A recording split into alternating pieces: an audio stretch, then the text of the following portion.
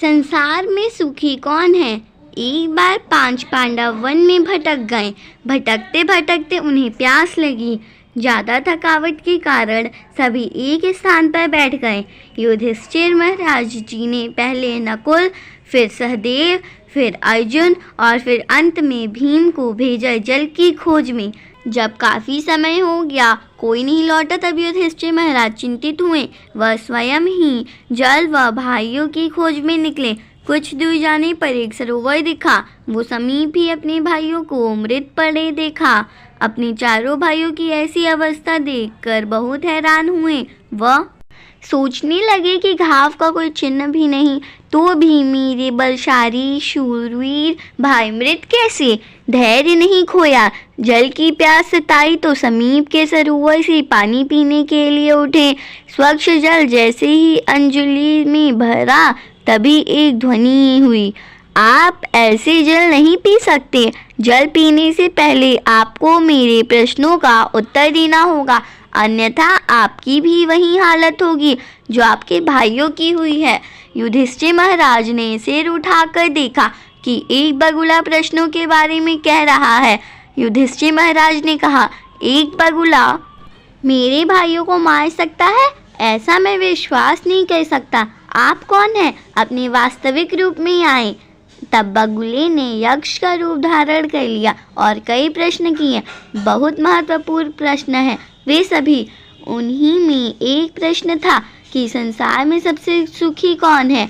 युधिष्ठिर महाराज जी ने उत्तर दिया कि संसार में सबसे सुखी व्यक्ति वह है जो अऋणी है, अर्थात जिस पर कोई ऋण नहीं है। यहाँ पर युधिष्ठिर महाराज केवल धन की बात नहीं कर रहे हैं।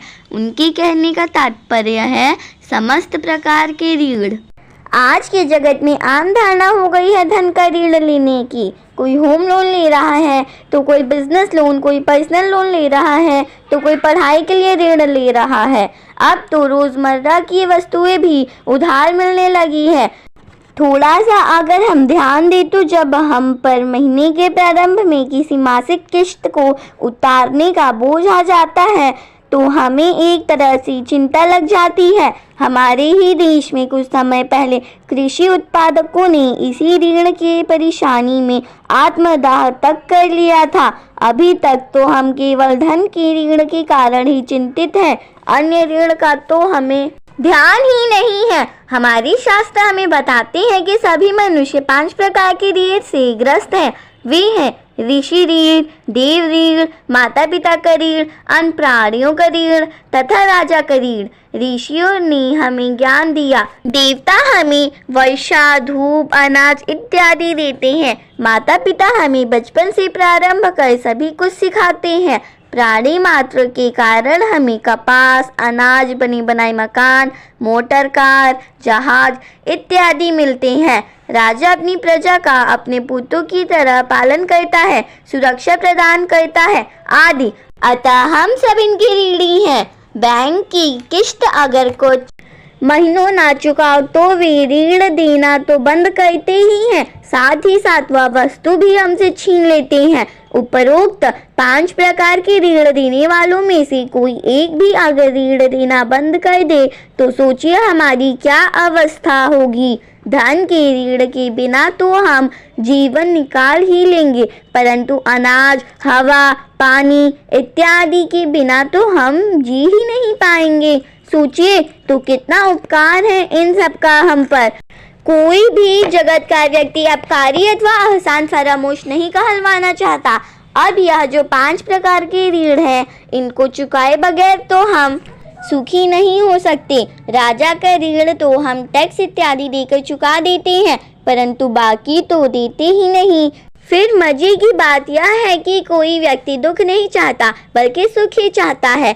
अब जब ऋण चुकाए बगैर कोई खुशी नहीं हो सकता तो इसका कोई उपाय तो होगा। हमारे शास्त्र इसकी युक्ति बताते हैं, वह है भगवान की शरण। भगवान की शरण लेने से वे हमें समस्त प्रकार के ऋणों से मुक्त कर देते हैं।